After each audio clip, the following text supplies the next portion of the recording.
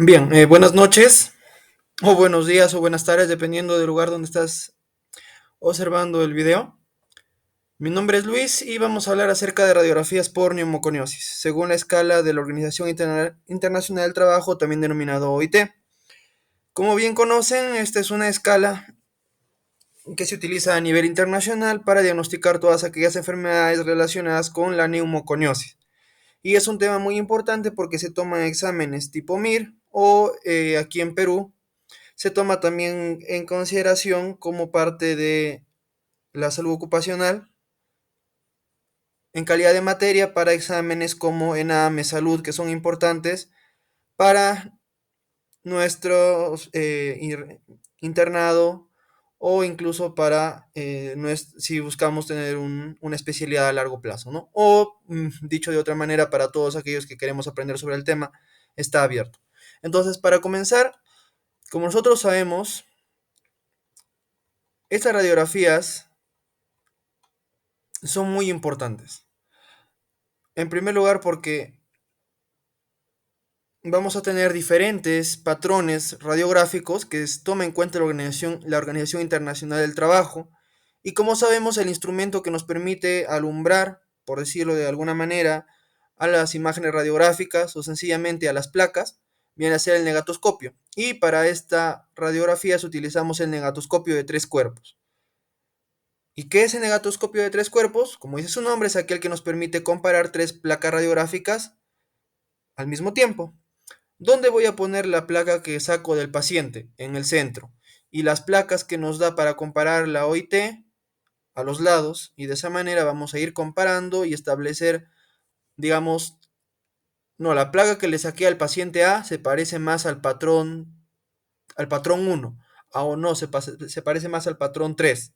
Entonces, de esa manera vamos estadiando a las placas y vamos a saber si es que tiene neumoconiosis o no tiene neumoconiosis en cuanto a su probabilidad y cuál es la gravedad de la neumoconiosis. Eso es lo más importante que vamos a discutir el día de hoy. Bien, entonces vamos a ver qué es la OIT, cuáles son sus características, cómo se va a clasificar esas escalas. Existen 22 patrones estándar de la OIT y cuáles son algunas características como por ejemplo la cualidad de la placa. Después hablaremos acerca de qué es la profusión, en qué consisten las opacidades grandes, opacidades pequeñas.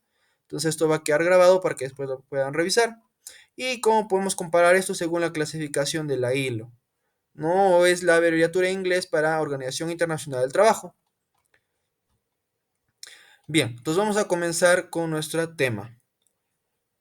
La OIT, como pueden ver, es una agencia que es designada por la Organización de las Naciones Unidas para supervisar las normas y derechos laborales.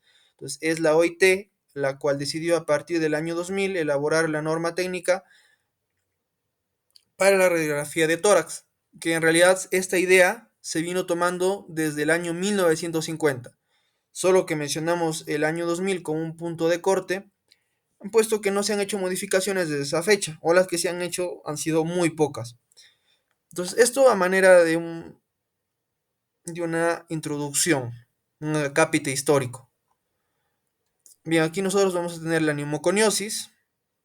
Recordemos que según el CIE-10 es J64 su código, y viene a ser una enfermedad ocupacional que consiste en acumulación de polvo en los pulmones y las reacciones tisulares provocadas por su presencia. Algunos, algunos libros nos dicen que la neumoconiosis abarca tanto polvo, que sea, o digamos, este material, que puede ser de un origen orgánico o inorgánico. Entonces, este material de origen orgánico o inorgánico finalmente se va a acumular y una vez que se acumule en los pulmones da lugar a la neumoconiosis, que es una enfermedad ocupacional. Recordemos que la neumoconiosis está considerada como el origen de algunos tipos de cáncer o neoplasias. Entonces, por eso es muy importante, en especial si es que es causado por el polvo de carbón. Por eso se le llama enfermedad de las minas de carbón, que vamos a ver en un momento. Es una enfermedad evolutiva en el tiempo, ¿sí? Esto debido a que, lamentablemente, una vez que uno se expone mucho tiempo, por ejemplo, al polvo de carbón, no puedes revertir ese efecto. no existe hasta la fecha una forma de quitar todo ese material que se ha acumulado. Como dice su nombre, se va acumulando con el tiempo. Sencillamente puede empeorar. Es el curso que va a tener. En cuanto a la radiografía de tórax, aquí hay algunos detalles. No se aleja de la radiografía normal, la convencional, que siempre se explica. Sencillamente tiene que ser una radiografía que esté bien perfundida, sí, que esté bien delimitada y que cumpla con estas características. Si no puede incluir anormalidades, tiene que ser bien tomada y recordemos que la obtención de las imágenes suele tardar unos 15 minutos, incluido su preparación. ¿Cómo es la preparación de las radiografías de tórax de la OIT? Sigue el mismo proceso de procedimiento estándar y en ese sentido las imágenes vienen a ser sujetas a diferentes requisitos de calidad. ¿Qué más? La radiografía de tórax más deseable para la detención de alteraciones de neumoconiosis, ¿qué tiene que tener? Una trama pulmonar donde se visualiza los detalles. Los ángulos costofrénicos, recordemos que se tienen que ver de forma clara. Los vasos pulmonares se observan a través de la silueta cardíaca. Aunque el mediastino se visualiza en forma detallada, esto no va a ser indispensable para hablar de una neumoconiosis. Entonces recordemos cómo vienen a ser los rayos X. Lo más importante es recordar que existen dos términos, que es radioopaco y radiolúcido. Las zonas más radiolúcidas son las que podemos ver aquí. Y las zonas más radiopacas, podemos ver aquí la silueta cardíaca, más claro. Entonces va a haber algunos puntos que debemos tomar en cuenta. Sí, comenzamos. La cuantificación. Como habíamos dicho, existen 22 radiografías estándar, es decir, son brindadas por la OIT. Hay una organización dependiendo de cada país que se encarga de la capacitación del personal que puede evaluar la severidad de la neumoconiosis a partir de las placas tomadas a personas que están sujetas a riesgo, por ejemplo, personas que trabajan en la minería o que tienen contacto directo con el carbón, por ejemplo. Bien, entonces, ¿qué van a evaluar? A grandes rasgos estas características, tres detalles. La parte parenquimática, la parte pleural y otros como el estroma. Ahora, en primer lugar, ¿a qué hace referencia la cualidad, ¿no? Esto de aquí es un informe de la versión antigua que existe de estas placas radiográficas. En primer lugar, tenemos uno, es aceptable, quiere decir que la placa ha sido muy bien tomada, se ven los ángulos cosofrénicos. Dos, hay un defecto menor, aún así podemos evidenciar detalles, los detalles más importantes en la placa. Pero ¿qué ocurre si sale 3? Hay un defecto mayor, pero aún es interpretable la placa. Digamos que hay muchos defectos, pero aún podemos ver los detalles en la placa. Y si nosotros decimos que es 4 en cuanto a su cualidad, lamentablemente la placa ha sido, disculpen, mal tomada.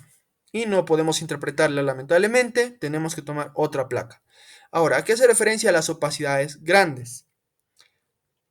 Esto significa que lo que vemos en la placa, esas zonas que son más blanquecinas, son las opacidades, que recordemos son anormales, puesto que el área que corresponde a los pulmones debe ser oscura, negra, pues es el color que adopta la radiación en esas zonas porque ahí no hay prácticamente nada sólido, es el aire, que es el que va a englobar o es el que permite que los pulmones se inflen, por decirlo de una forma simplificada.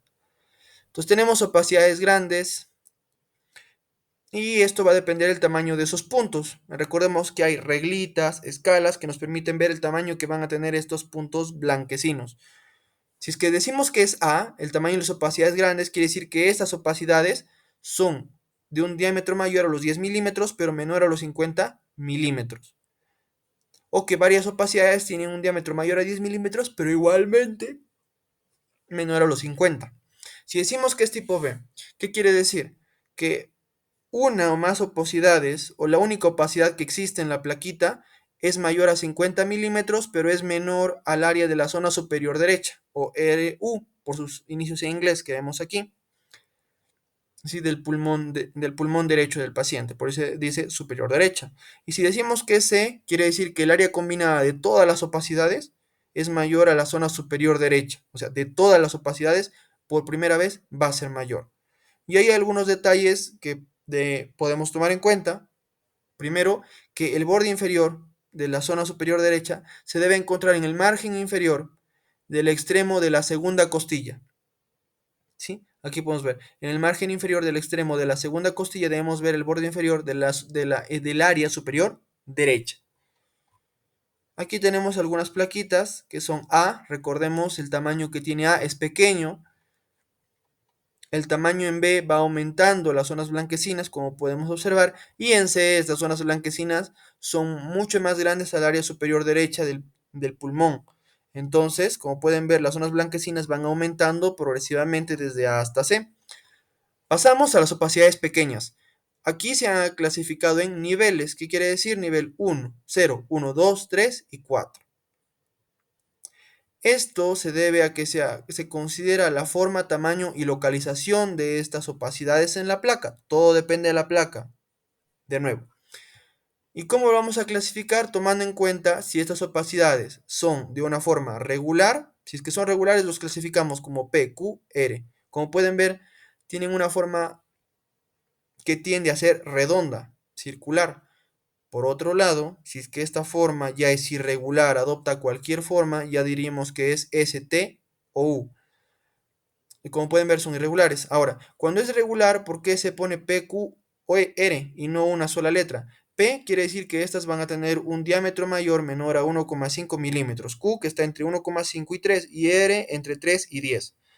Por otro lado, si es que es irregular, S quiere decir que es menor a 1,5, T que está entre 1,5 y 3 milímetros y U entre 3 y 10 milímetros. Ahora, aquí hay un pequeño detalle. Siempre recuerden que una opacidad se redondea si su diámetro mayor es inferior a 1,5 veces el diámetro menor. Es lo más importante para diferenciar una opacidad redonda o regular de una irregular. Porque después el tamaño es más sencillo en cuanto a su diferenciación. Después de que hemos visto la primera parte, ¿qué sigue?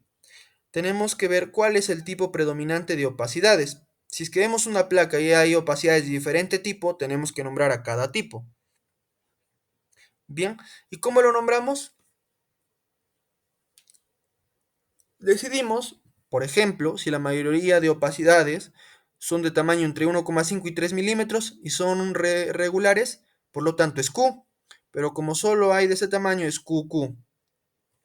Ahora digamos que la mayoría de opacidades son Q, muy bien, pero hay algunas que son irregulares y cumplen con los criterios de T. Entonces sería QT. Se pone primero lo que está abundando en mayor o lo que abunda más, Q, y en T lo que abunda menos. Aquí hay otros ejemplos, lo mismo aplica para forma irregular, lo pueden ir practicando.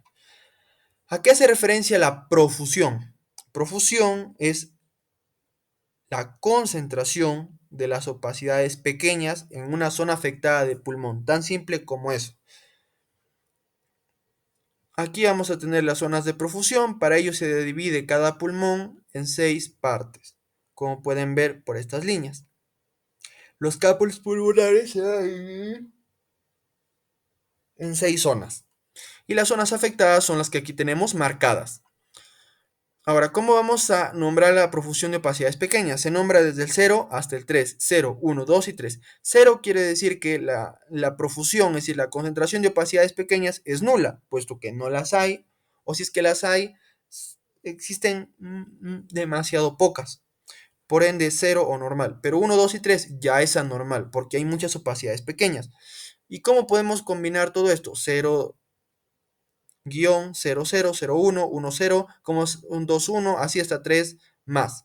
Entonces, estas son formas de combinar estos números, según cuánta profusión hay. Como se pueden usted dar cuenta, desde 0, 1 hasta 3 más, va aumentando la profusión, la concentración de puntitos. Esta es una forma de esquematizarlo, es más sencilla, aquí también está lo mismo. pero tenemos que recordar que los tres primeros patrones que vemos aquí indican que hay una normalidad. Si es que ya no está dentro de estos tres patrones, lo que nos indica el ejercicio, el problema, quiere decir que hay una profusión de opacidades pequeñas alterada, patológica. Y si es que está entre 3 y más, indica que hay una profusión muy grande. Esto lo podemos correlacionar con las otras categorías que vimos en un inicio de opacidades grandes. Como así, una categoría A en opacidades grandes se podría ver acompañada de un 3 más, que quiere decir que las opacidades adoptan un tamaño muy grande, pero que al mismo tiempo tienen una concentración de opacidades muy alta. Y aquí vemos unos ejemplos. 0 de 0, recordemos que es normal. 3 de 3, como pueden ver, las opacidades están muy concentradas. Estos puntitos blancos están muy concentrados. Y T de T, porque recordemos que T de T nos explica ya el tamaño de cada puntito, cada opacidad, pero también si es que es regular o irregular. Por ejemplo, T quiere decir que es irregular. Y después tenemos R, indicando que estos puntitos son regulares. R de R quiere decir que todos son regulares. En el caso anterior todos eran irregulares. Además aquí es 3 de 3. Quiere decir que también hay muchas opacidades. Y las opacidades están muy concentradas. Entonces aquí tenemos otros ejemplos que pueden ir revisando. ¿Qué significan las anomalías pleurales? Tenemos que tomar en cuenta en este punto el sitio de la placa. Debemos ver la pared torácica, el diafragma, las partes circunscritas, y se va a tomar en cuenta el ancho y la medida de las anomalías pleurales que podamos encontrar según estos parámetros, ¿no? Se clasifica como A si es que es un ancho menor a 5 milímetros, B si es que su anchura máxima está entre 5 y 10 milímetros, C si es que es mayor a 10 milímetros y después la medida de 1, 2 y 3. Recordemos que se clasifica como presente o ausente. Y hay una obliteración, cuando hablamos de una obliteración en la radiografía SOI-T. Cuando la radiografía estándar se muestra en una subcategoría de profusión 1,1-TT, solo en este caso hablamos de una obliteración. Y esto está establecido en el manual de la OIT. El engrosamiento pleural difuso solo se registra si coexiste con una obliteración del ángulo costofrénico y se continúa de esta.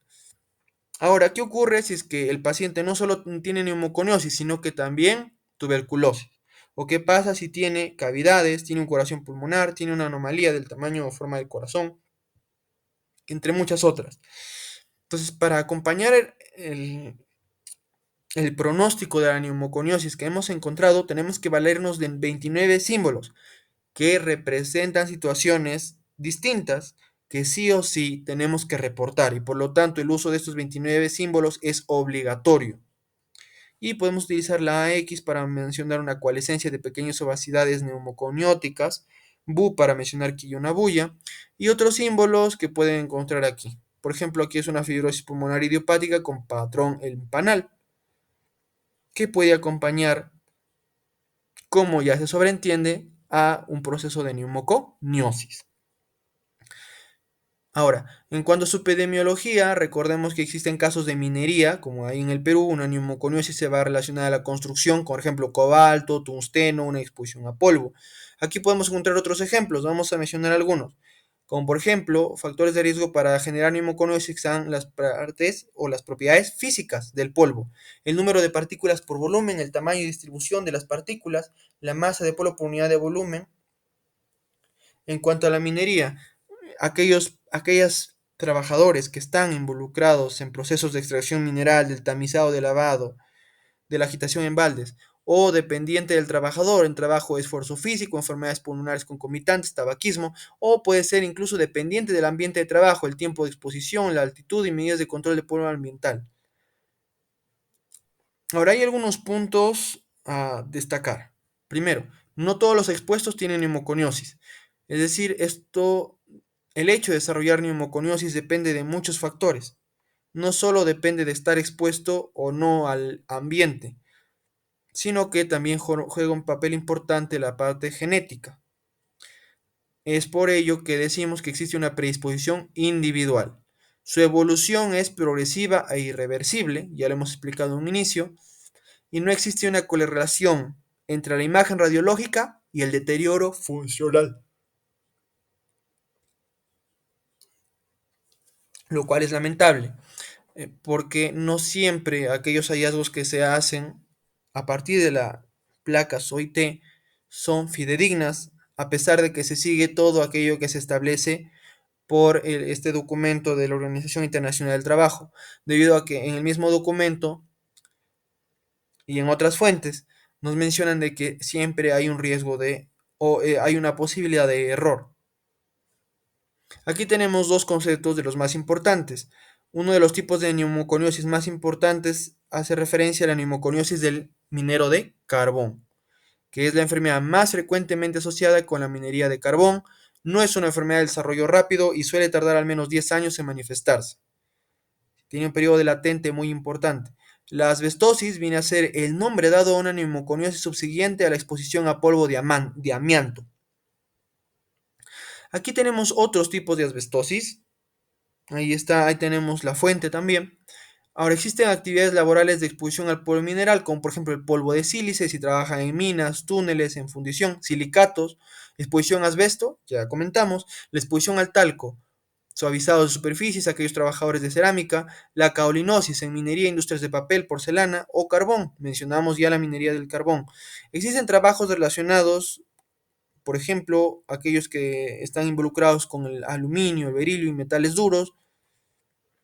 Ellos tienen una tendencia a desarrollar formas especiales de esta enfermedad, pero ¿qué ocurre con aquellos que trabajan con otros metales como el hierro, estaño, antimonio, bario? En estos casos, la literatura indica que pueden desarrollar formas benignas de neumoconiosis, que es lo que buscamos, el mejor pronóstico, de ser posible.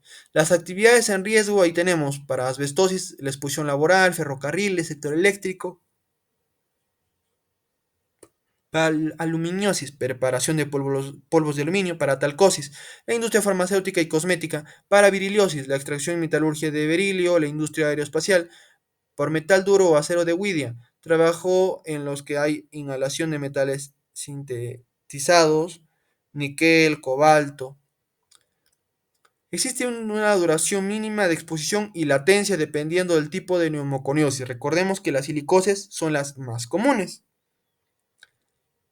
donde hay un tiempo mínimo de duración de la exposición que va desde 5 a 15 años, generalmente, y las formas más aceleradas hasta 2 años. La talcosis, la silicaolinosis, tienen un tiempo de duración de exposición de 2 años.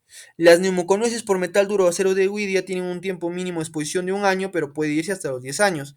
¿Existen otras enfermedades relacionadas con la neumoconiosis? Sí, por ejemplo, el EPOC, el granulomatosis pulmonar, la fibrosis intersticial, el cáncer de pulmón, incluso un mesotelioma pleural. Recordemos que para el desarrollo de mesotelioma puede haber una exposición ocupacional, pues por eso es que este tema está dentro de este campo. Ahí está la asbestosis. Ahora, ¿cómo diagnosticamos neumoconiosis? El 90% del diagnóstico se realiza por la radiografía, por eso es tan importante la clasificación de la OIT y las placas que nos permite la comparación y conocer el posterior pronóstico del paciente y diagnóstico de ser posible. La explicación de pruebas funcionales, como por ejemplo, nos permiten ver que hay un patrón restrictivo, el DELCO y el cociente DELCO volumen alveolar. Puede haber patrones, esto es mucho más inespecífico que lo que acabamos de mencionar hace un segundo, pero aquí está, puede haber patrón nodulillar, el reticular o retículo nodulillar, o el famoso pulmón en panal de abeja, que también es típico de una fibrosis pulmonar. En el algoritmo diagnóstico, ustedes mismos lo pueden seguir, cabe destacar que existen pacientes que pueden presentar disnea, tos, auscultación y crepitantes, como aquellos que por una revisión ocupacional sin un factor de riesgo típico, sencillamente de rutina, se le vio que hay un hallazgo radiológico que es compatible con una afectación parenquimatosa pulmonar. En ambos casos tenemos que hacer la historia clínica ocupacional y si es que la elaboramos tenemos que ver los IT, el periodo de enfermedad profesional y completar esto con un estudio radiológico. Bien, entonces es muy importante tomar en cuenta eso. Ahí tenemos el negatoscopio. Y aquí está la guía de evaluación médico-ocupacional que sigue la normativa peruana.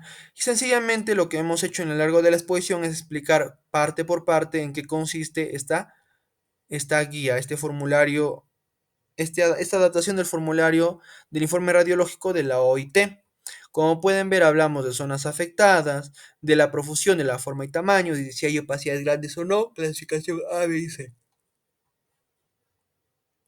Y podríamos seguir hablando, pero es el mismo, es lo que acá, es prácticamente lo que hemos dicho en un inicio.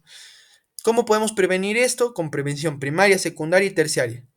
La efectividad de cada tipo de prevención va disminuyendo conforme avanzamos. Lo mejor es la prevención primaria, es decir, antes de que ocurra todo. Un control de niveles de polvo respiratorio en el ambiente de trabajo, ver la protección personal, una prevención secundaria, vigilancia de los trabajadores expuestos, una deshabituación tabáquica. El tabaco también acelera las posibilidades de desarrollar neumoconiosis. La prevención terciaria, evitar la exposición a hilación de polvo, recordemos esta enfermedad por las minas de carbón, el control de infección tuberculosa, lo que pudo haber tenido nuestro paciente en el caso. Y aquí tenemos el resumen. Recordemos que la escala internacional del trabajo de esta organización evalúa la parte pleural y la parte parenquimal, principalmente estas. En el parénquima tenemos las opacidades pequeñas, donde podemos ver que puede ser regular o irregular. Y ahí están los tamaños, lo que hemos mencionado, el diámetro y el ancho. Pero dentro de la parte parenquimatosa también tenemos opacidades largas, y esto va a depender de sus dimensiones. Ahora, también existe la parte pleural, y puede haber placas pleurales, la difusión pleural o la obliteración de los ángulos costrofrénicos. Y estos detalles ya lo hemos comentado. Sencillamente esto nos permite ver a nivel macro todo lo que hemos realizado durante la exposición en su desarrollo. Esas serían las referencias. Muchas gracias por su atención.